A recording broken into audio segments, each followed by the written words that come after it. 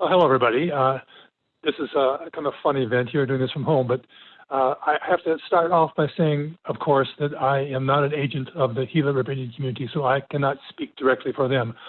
But we're talking about neighbors. This is a two-way street, so my talk today will be from the point of view from outsiders trying to understand how important the Gila River Indian Community, or for those that know, the GRIC, is to us, and how little we know about it, and how do we approach them, how do we interact with them, the difficulties, and what I've learned from it. Next. Next slide, Michelle. Yeah, there we go. Okay.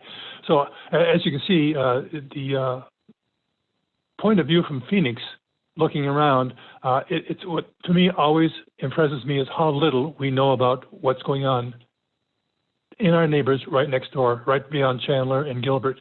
And we have everyday interactions with them, whether we know it or not. And what can we do as our part of this neighborhood in trying to understand and interact? Do we need to interact with them, and how do we interact with them? Next. Here's the Gila River Indian Community, and next will be an arrow will come up. You can see it's right there right south of us, right very, very close to the border of Phoenix. And I'm sure that all of you have seen the Gila River Indian Community as you drove down I-10 to Tucson, because you know you're on the GRIC when you have only 2 lanes of freeway. The Gila River Indian Community actually consists of 2 different tribes, the Alcamel Otham, or river people, that are descended from the Holcomb, and the Peeposh, who are descended from the Maricopa Indians. They share the reservation together, and it has divided into districts. Next, please. Here you can see the districts, and here's the I-10 running right through the middle of the reservation, and how close it is. The population is between 15 and 16,000, and the area is close to 600,000 square miles, or 1.5 square kilometers. It's a very, very large area, and makes up a significant part of our southern border. Next. There are some estimates that corridor along the I-10, and if anybody has been to the town of Maricopa in the last year and knew what it was like even 10 years ago, you understand how fast that sun corridor is growing between Tucson and Phoenix. There are all kinds of estimates by 2050. Between 20 million and 40 million people will be living in that area, and some people even extend that sun corridor from Bisbee all the way up to Pearson. It's a lot of people, and people will say, well, how about the water? Well, this has been a problem for as long as we've lived in Arizona. Water is always a major limiting resource, but technology has taken us a long way so far, and perhaps technology will also help this sun corridor actually exist. But look in the middle of that extensive sun corridor where there's millions of people. There lies the GRIC, and these 2 tribes have been working together in which they want to preserve and keep their culture, their land, and their biodiversity, in spite of this onslaught around them, preserved to as great a degree as they possibly can. Their conservation mentality just gives me goosebumps every time I'm around them. And their culture involves so much of the land and being a species within the community, unlike us in our North American culture, in which we see natural as something that does not involve human beings. Apart from human beings, the community down there, very much as is typical of indigenous people around the world, sees themselves as a species within the community, needing to operate as a part of the community. Next, please.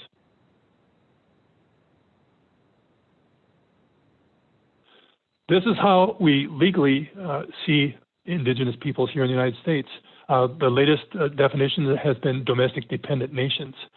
Through different acts from 1924 on, in which Native Americans are considered citizens of their tribal nations as well as U.S. citizens.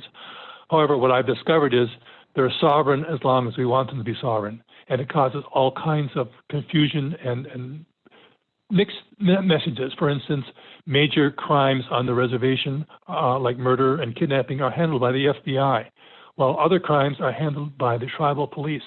And sometimes the border between when one group should take over or the other group should take over are very, very faint, and it's hard to tell which should be in charge. That causes all kinds of problems. Next, please.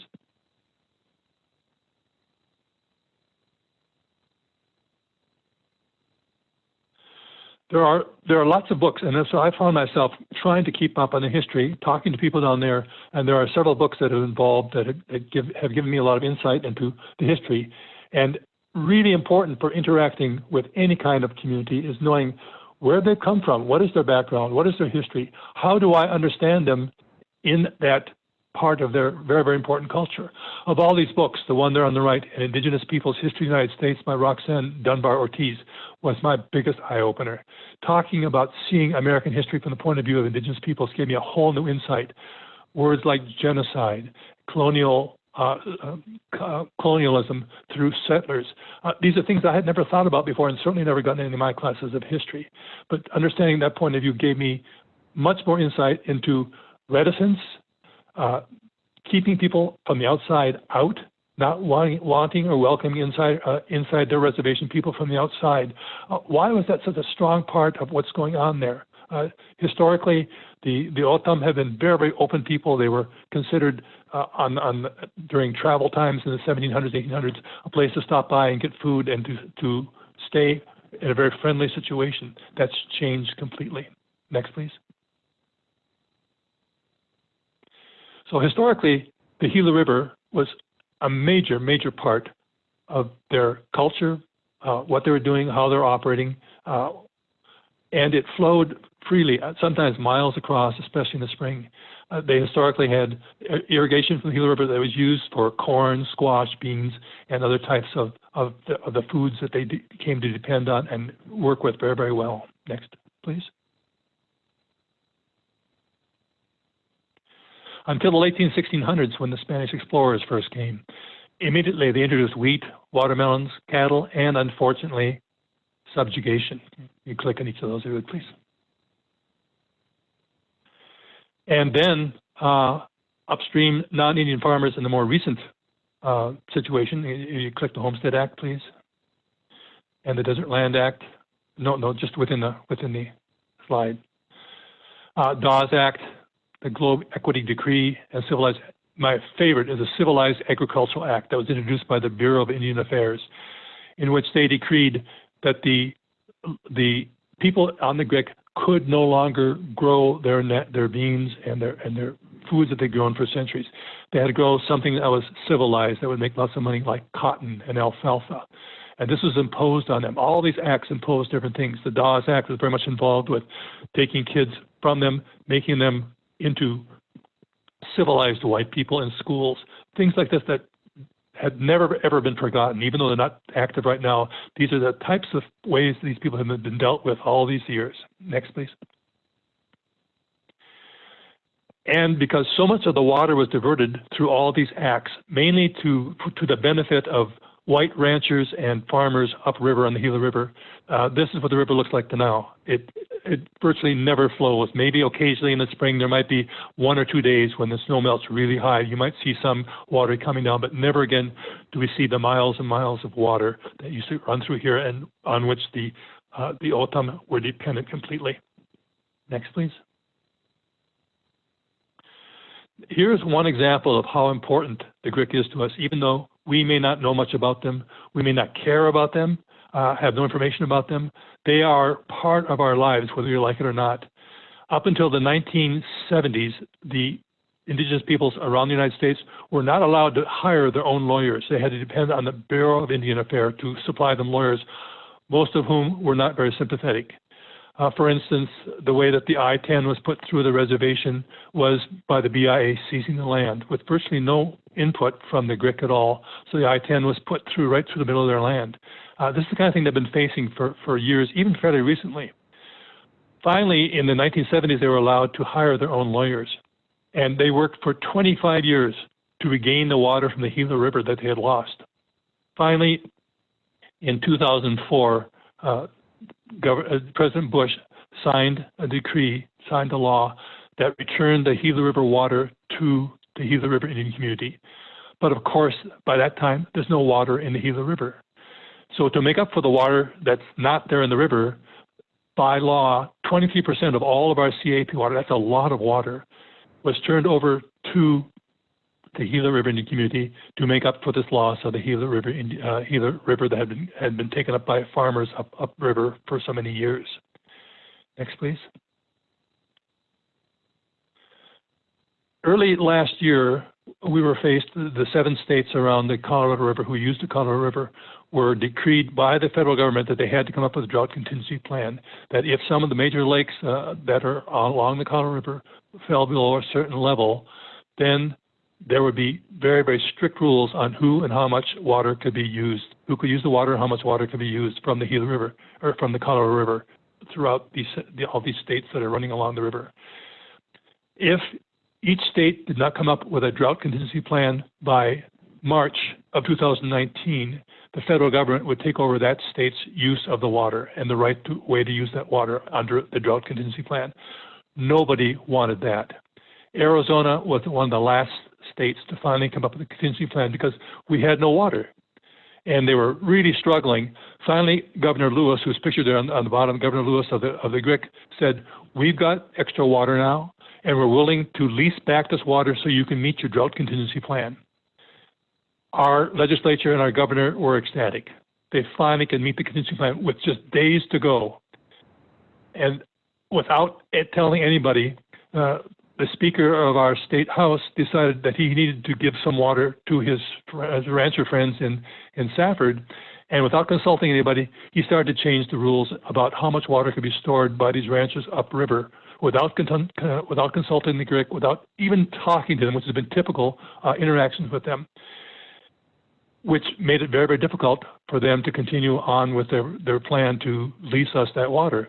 And they announced, well, we are going to withdraw our offer of leasing this water, and you will be stuck with the federal government taking over your drought contingency plan.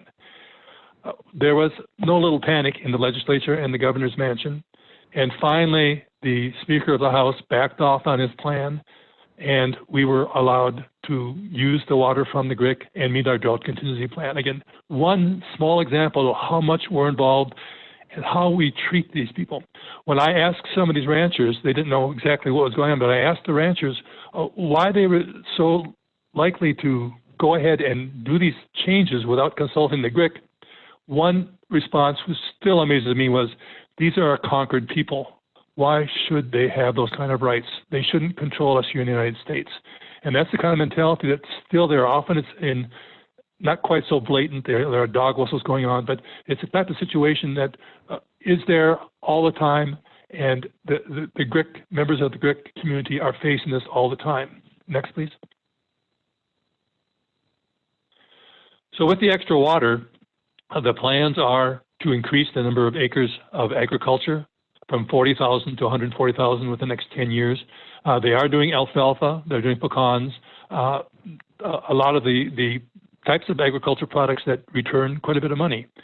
And it is a major part of their income resource for the whole reservation.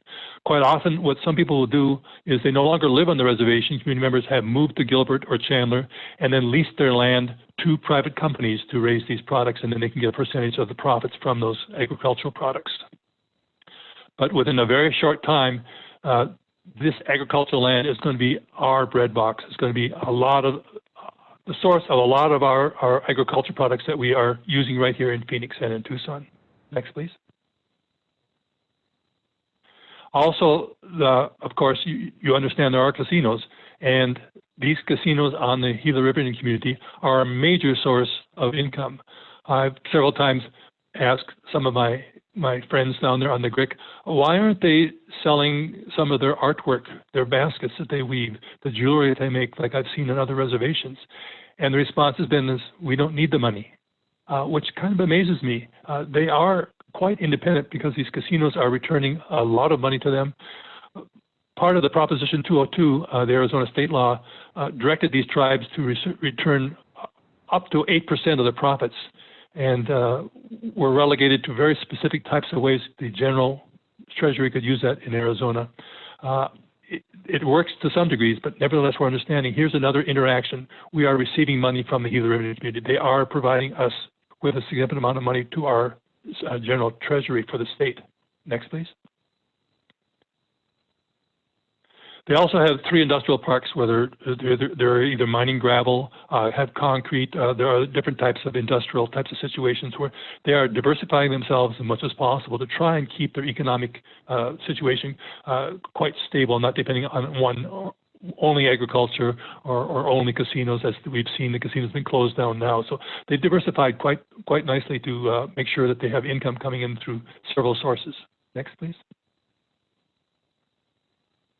Again, if any of you have taken the new 202 loop that goes around South Mountain, you see that it runs exactly on the border. It would have been a lot less expensive to have been able to move out into the flatlands of the Gila River Indian Community and build the new loop 202 right out there. But instead, we had to cut through South Mountain, a much more expensive proposition.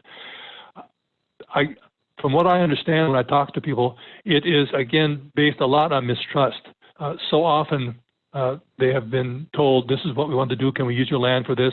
And then they find that they end up there giving up their land, that things aren't honored, that treaties and arrangements are not honored. The same thing happening with the I-10 now. We're having lots and lots of accidents occur right south of Wild Horse Pass, where the I-10 narrows down to 2 lanes each way, the 27 miles across the reservation. It's getting, with the traffic as it was increasing more and more, getting very, very dangerous. And they've been asked over, can we expand that to another lane each way? And the GRIC has responded, okay, now you ask for 1 more lane each way, then tomorrow you're going to ask for 2 more lanes, and then 3 more lanes. You keep taking more and more land away. And can we trust you to honor what you agreed to do? Again, another example of how much we're interacting with the GRIC. Whether we know it or not, we are in many ways becoming more and more dependent on them. Next, please. The indigenous peoples in North America in general, and really highly here in the GRIC, have one of the highest diabetes rates in the world, over 50%. Geneticists have been working on this, trying to figure out what it is. There is one hypothesis, a fairly old hypothesis, but holds some degree of backup with data, that they have a genetic situation that they evolved in a desert situation with relatively little food, and they evolved a very, very efficient digestive system. So efficient that if you and I try to live on the same amount of food that they lived on back a century or more ago, we probably starve to death. But with their very, very efficient digestive system, they're able to do quite well. Now, all of a sudden, with that really good gene for digestive systems, there's a Circle K in every corner. There's lots of sugar, which they weren't dealt with before, and their bodies just apparently couldn't handle the onslaught of all these new types of food. Next, please. So one way ASU has been involved with them, and other universities as well, is trying to figure out and look at their genetic system, their DNA, and understanding better the functions of these genes and how they might better be used to help them health-wise and defeat more of this diabetes. And here comes another example. Unfortunately, one of my colleagues in the School of Life Sciences a decade or more ago got permission from a tribe in the north to look at this very same problem, looking at these genes and diabetes, understanding what's going on. And then my colleague decided, well, I have all these data. Let me look at where they came from. Let me use these data for something else I never asked permission for. And in some ways, the results from that DNA work on historically looking at where their origins were didn't agree with their creation stories. And that tribe said, we are very, very much against your using this type of genetic material without our permission. And they sued ASU and won. Now, it didn't even happen on the GRIC, but the GRIC knows about that, and they have told me they do not trust ASU professors. They do not trust because of what happened there. To try and move on and do research on the GRIC is extremely important. They've got to the point now where they see any data collected on the GRIC belongs to the GRIC. It does not belong to the researcher. And it's very, very hard to publish that way. So people in ASU now trying to work on the GRIC are having great problems doing any kind of research like that because of that one misuse of data early on. Next, please.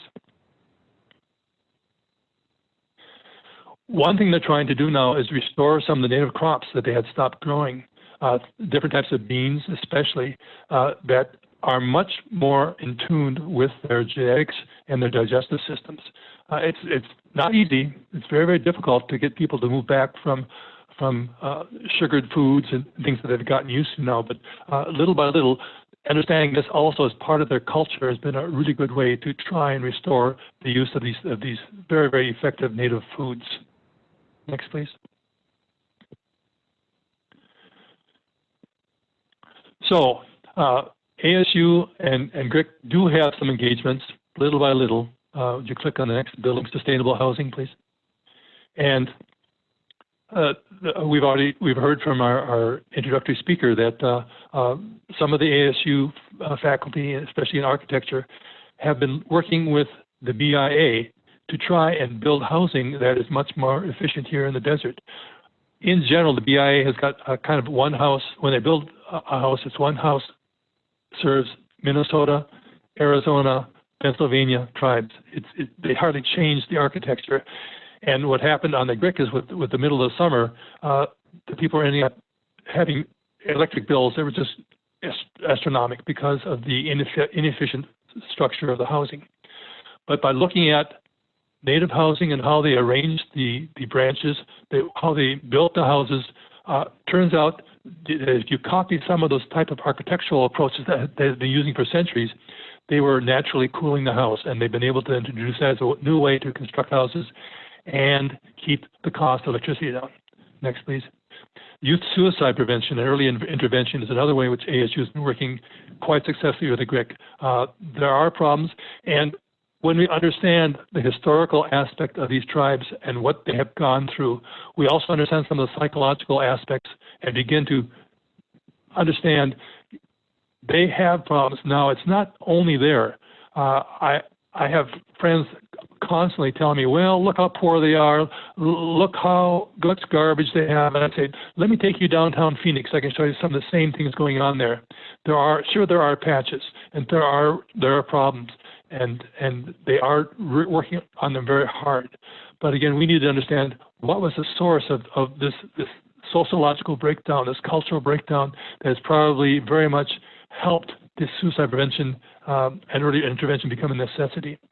And next, please, is early voting rights.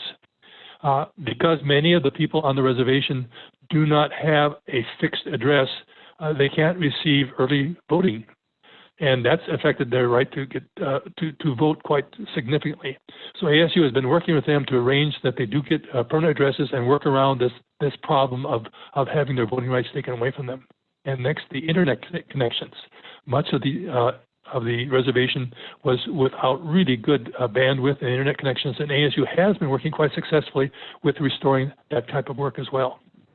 Next slide, please. A big problem that they recognize, so close to Phoenix and so much interaction. We have their students at ASU.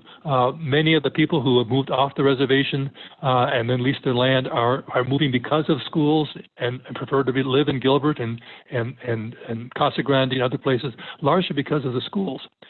And what we find is they recognize generally that the dominant culture is overwhelming them, and that little by little, they're very much losing a lot of their culture, especially their language. And that's been a major goal in working at trying to recover the language, especially in elementary schools and in high schools, to work with the kids and try and get that part of the culture moving, and then restore that with legends and myths and other types of songs that are in the native language, and looking at their culture as a very, very vibrant and necessary part of understanding who they are and why they are where they are. Next, please. So here I am, very much interested in education. I've done a lot of workshops and looking at active learning and basic Bio 100, those kind of courses have become very much part of the latter part of my career. And I noted that South Mountain Community College was working with the GRIC for teacher training for their own schools. They have their own schools on the reservation, trying to improve things. And I figured, well, here I am, ready to retire, and I have a lot of time and have a lot of background. I'd like to really work with the GRIC. I'd like to work with them in their teaching and improving things. Next, please. So I indicated I've taught 29 workshops in 13 countries on critical thinking and active learning. I've been invited to these places. They actually pay me to come and do these workshops to train teachers, to train students on the basic aspects of pedagogy, understanding biodiversity in terms of critical thinking.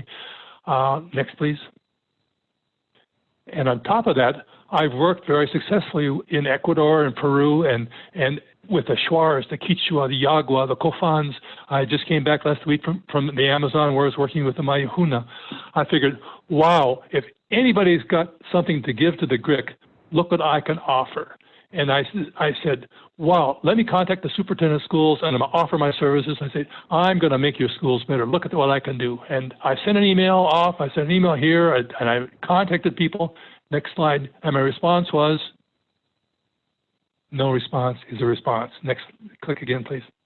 There was just nothing. No one responded. Well, luckily, while all this was going on, I had some contacts there, and they, because of my work with ornithology and birds for a long time, it turns out the one time of the year that they open up the reservation to outsiders is on the first Saturday of December. It's the only time outsiders are welcome on the reservation to their winter bird count. They've been doing it for now, this is the 21 years. And they said, well, would you help out? I said, of course I can help out.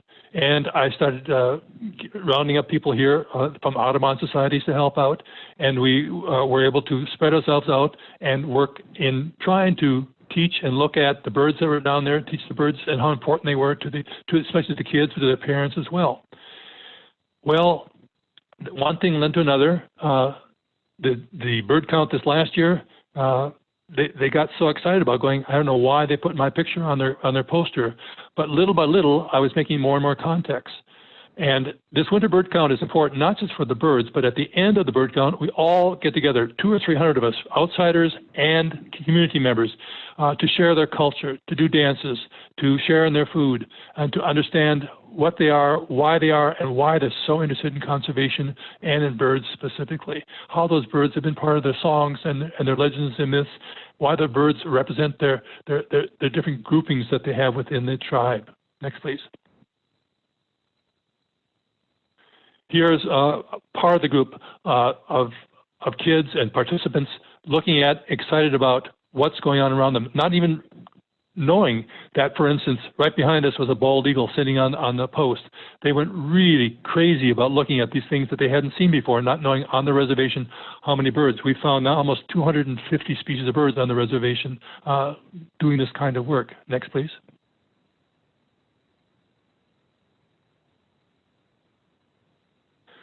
Again, the cultural parts of that are really important, where this is the one time they really open up and they want outsiders to see actively what their culture involves, how enthusiastic and excited they are, especially in this case about conservation, especially as it surrounds some of their myths and understanding how they perceive the environment and how important it is to them.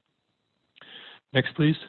They have a newspaper called the Gila River Indian News, called the GRIN, and they went all out on really making everybody on the reservation understand why it's important, what's going on there, even a picture of the bald eagle that we found there at that first year, looking at and understanding the importance of birds as a way to open up not only to the outsiders, but to themselves, how important that part of their culture is. Next, please. Then they asked me, and here again, I was letting them finally set the agenda. Instead of my trying to set the agenda, I was letting them. And they don't do it very, very obviously. I had to listen carefully. They told me, you know that one place we went for the winter bird count, the Sakatan Lagoons or the sewage treatment plant, that's an important place. And we want to get some better understanding of how much waterfowl is on those ponds, and why there are so many waterfowl coming in from the outside, because there's no hunting allowed on the reservation by outsiders. So a lot of these birds are moving onto the reservation forced there by the hunters. Next, please. Just to give you an idea, when you see 3,000 or 4,000 American widgeon flying out of one pond, you begin to understand, wow, this is the way it was years ago, and this is incredible. To the people living there, their pride in being able to say, we are a refuge, and our birds are coming from all over around to come and stay the winter with us because it's safe here. Next, please. Then I got the vibes. Again, nothing directly. I had to be very, very open to listening to what they were saying, sometimes between the lines.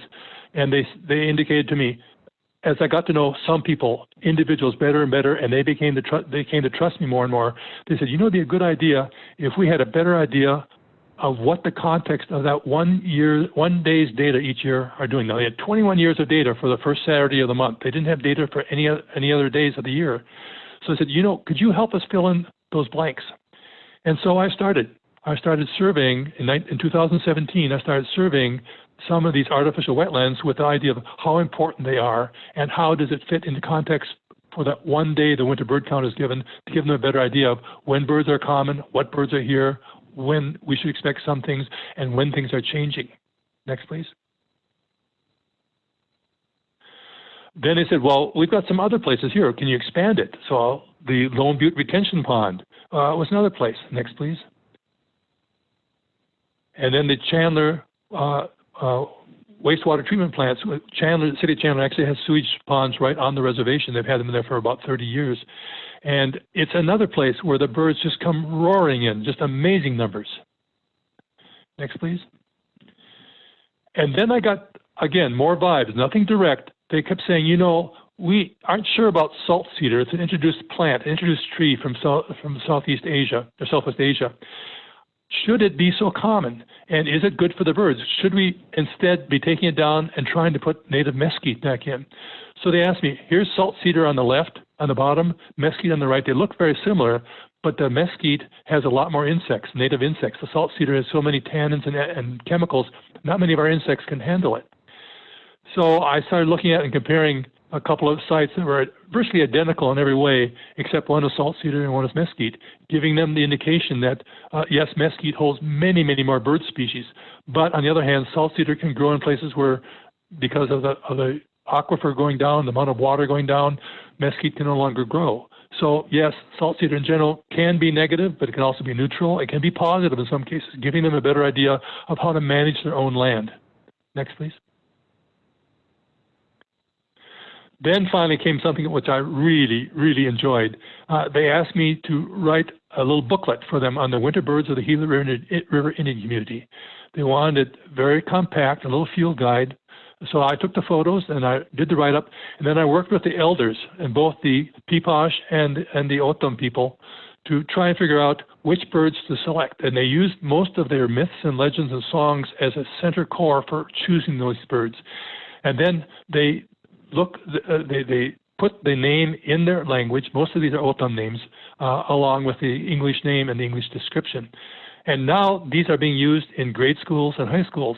So actually, indirectly, I have gotten back to the schools through this booklet, which is being used extensively, and doing some training with some of the employees, some of the community members, and how to identify birds, how to understand them, and putting them into the schools. Instead of my going into the schools, people who have been trained from the community are going to school presenting this bird book as a way to start to re-establish the importance of the language, the myths, and the legends and songs. Next, please.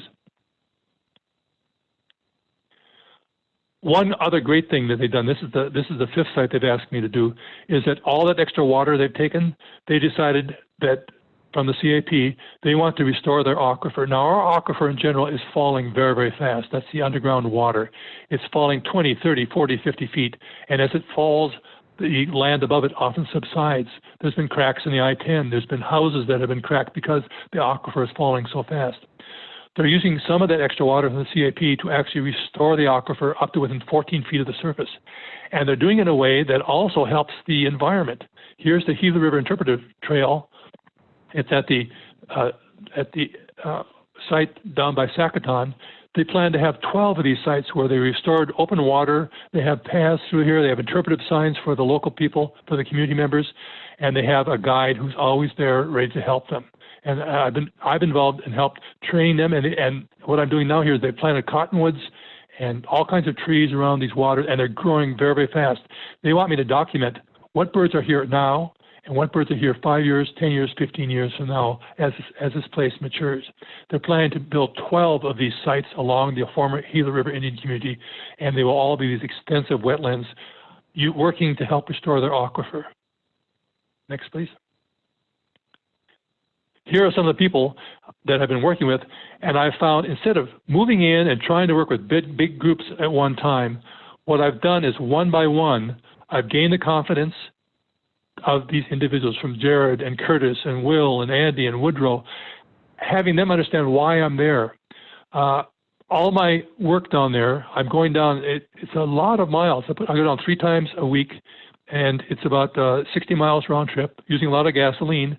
So one of my friends down there said, well, we've got some extra money. Let's help you pay for your gasoline at least. And I was ready to accept it. And one of my other friends said, don't do it, Dave. There are people here who are looking to see that you're taking advantage of us, and that would be a sign to them that you're taking advantage of us. So I continue to do it voluntarily. I'm not taking any money for doing these. That has worked out to my benefit and their benefit very, very much, because no one there can really say he's here to take things away from us. And I try to work hard, not being obvious. Same with that book I wrote. I decided to tell them I won't put my name on it, which is part of their culture. Humility is part of their culture. Having to have external validation, which is a very, very academic thing, is opposite of their community standards. External validation is seen as something very, very crude, very, very unwanted. And the fact that I said don't put my name on the book was exactly the right thing to say. And they said, oh, no, we want your name on it. And they did put my name on it finally, and ASU's name on it. But I think largely because I had said, no, I didn't want it on there. But at the same time now, I'm finding that the best way to approach understanding down there is one by one, having these individuals knowing they can trust me and I can trust them. They let me know what's going on. They give me good information. The lower left here, Will and his son, who are working with me for a long time, and Will now has become the director of the Department of Environmental Quality. Curtis is a good friend of the governor. I get to talk to these people directly or through my friends more often than not, and trying to understand what's going on. So little by little, some of these advantages have come about. Next, please. So in general, what are the characteristics needed to work with the GRIC? And this is not just the GRIC. These are characteristics I think almost all of you could use in dealing with communities, whether it's Central Phoenix, whether it's low-income areas, all kinds of communities. These are the things I've learned. Next, please, the first one. Let the GRIC set the agenda. Again, if you come in as I did, saying, I'm the great white attendant here, come to save you from everything, that doesn't get it at all. You have to be very, very sensitive, and in many ways, you have to really keep yourself down and try and understand what is it they really need. Let them set the agenda. It can't be your idea. It's got to be their idea. Next. That means keeping as low a profile as possible. Understanding you do not put your head up above everybody else.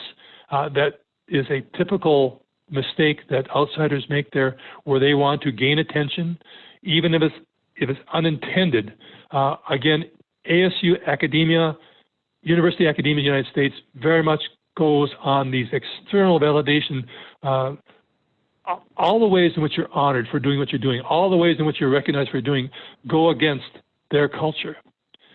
Next one is avoid the need for external validation. That's a hard one for academia. We're raised on that, and that's the way we get advances. That's the way we get promoted. And to say, no, I'm not going to do that anymore is very, very difficult. Next, please. Find a member who trusts you and wants to work with you.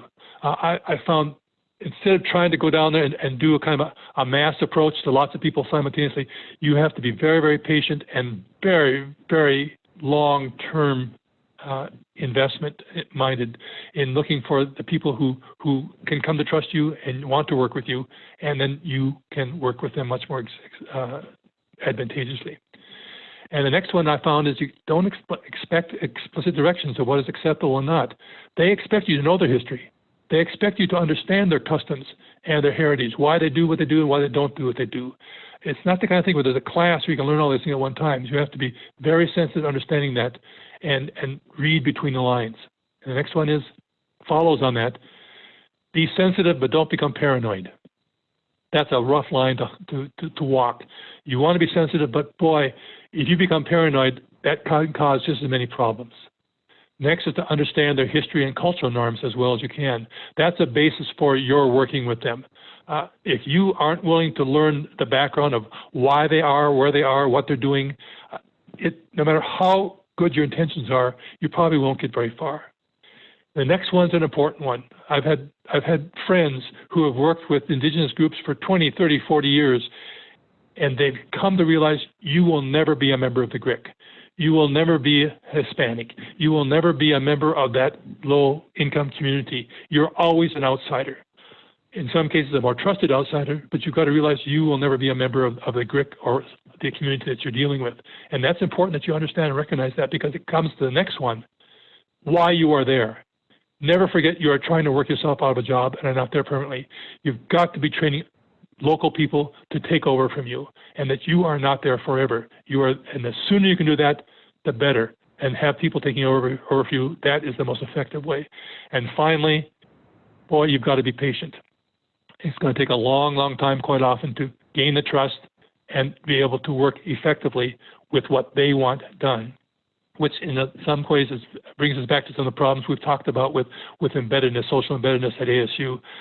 Would I ever ask a young assistant professor to take on this kind of work where you can't publish the data that you're garnering? You can't take credit for these things.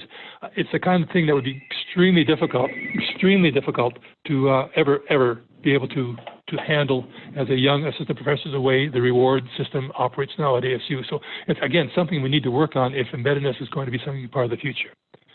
Okay, that's it. Thank you very much. Thank you, David. That was so informative and insightful. And I welcome those of you that are in and listening in to feel free to ask any questions you have. We have just, I know we're a little over time, but the next session doesn't start till 11:45. So if anyone would like to share any questions, you can type them into the chat or feel free to speak up.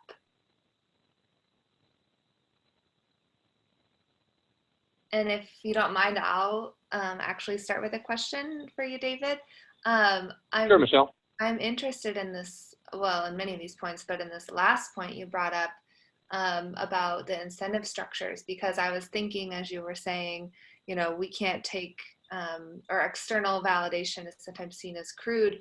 My first thought was publications. Like, how does a younger professor or scholar who needs those publications engage in this work without a guarantee that they can get what they need for their career to advance? So I'm curious about if you could speak a little bit more about what you think would need to change in order to support more younger faculty and assistant professors to engage in this kind of work.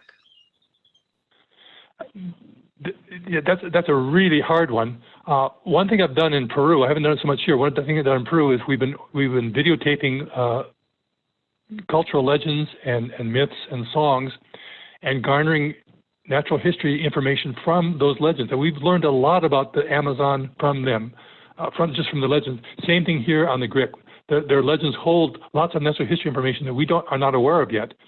And what I've been doing is arranging so that I co-author papers with local people.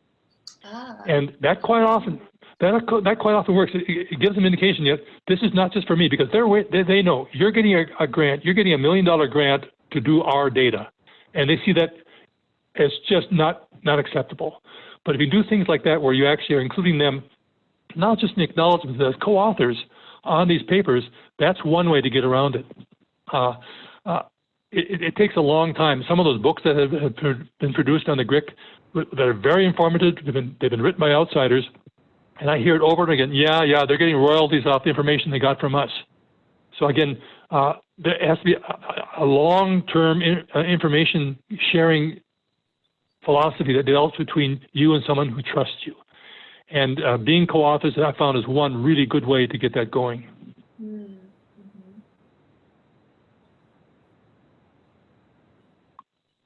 And I have one more question too. So you listed here some characteristics you need to work with the GRIC, and some of them are somewhat challenging.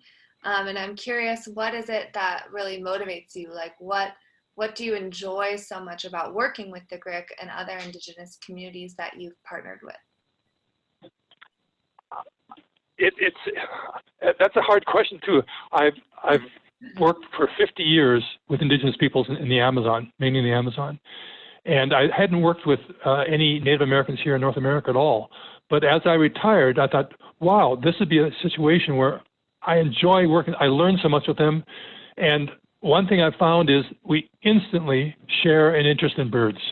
It's just overnight. When you get the right people in any of these tribes, they perceive immediately, wow, this person knows something about these birds and really is very, very interested in some of the same things I am.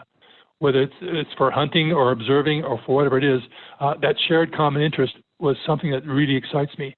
And in my retirement years now, I figured, wow, instead of running down the Amazon all the time, I got really intriguing and interested participants right here on the GRIC and more of them, as you saw, the number of people I talked about, individuals, it keeps growing. They said, here's my son. He's in high school. He wants to come out with us bird watching as well. Or here's somebody that's working at the wastewater treatment plant, but he drives all over. And he asked me, I see these pelicans all the time. What's going on with there? And I've given him copies of that book. I've actually given him field guides. I've had some extra binoculars. And little by little, that interest seems to be growing. And it grows by word of mouth, where more and more people know what I'm doing, who I'm there, and the fact that I'm not there to gain money. I'm not there to gain recognition. I'm there to work with them. They seem to understand that, and I have fewer and fewer problems. Every time I go on the GRIC, I have to be concerned because I very often have people screaming and yell at me, get off our reservation, the people don't know me. All I have to do is give them a copy of that little booklet, and their attitude changes 180 degrees when they understand, oh, that's why you're here. They comprehend that immediately. They don't want outsiders there. And it's, by the way, it's against the law for anybody on the outside to be there without a right of entry pass. So be careful if you're going on the GRIC. Only on the paved roads are you allowed to be there.